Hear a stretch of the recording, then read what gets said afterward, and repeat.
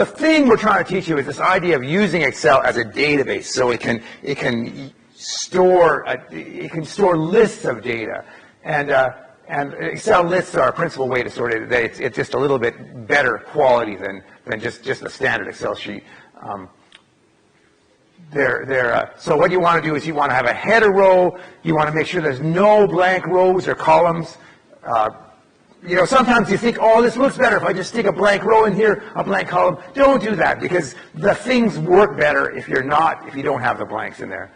I've showed you before about how sorting can get all messed up if you've got some blanks in there. So one list per worksheet. I know in the tutorial, sometimes I'll say, oh, make a lookup table in the first 3 columns of this spreadsheet. Don't do that. You want your lookup tables to be in its own separate little sheet.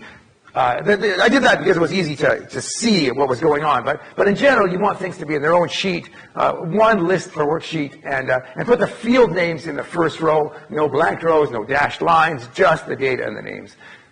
The problem with dashed lines is if you sort it, the dashed lines go somewhere, and then you lost them. And have the names be just like a database, brief and descriptive and a unique. Yeah. So unique field names, and just like a database, atomize the fields. You want the fields to be as small as possible. You want a primary key. You want some column that is unique, so you can, each field, each column should have a similar data and a primary key. Each column, each field should have the same format. And as well, in Excel, you can do this in Access too, but in Excel, fields can have a formula. For example, you can say things like, in fact, there is a formula there. There's a formula which is the total of all of those things multiplied by their base amount.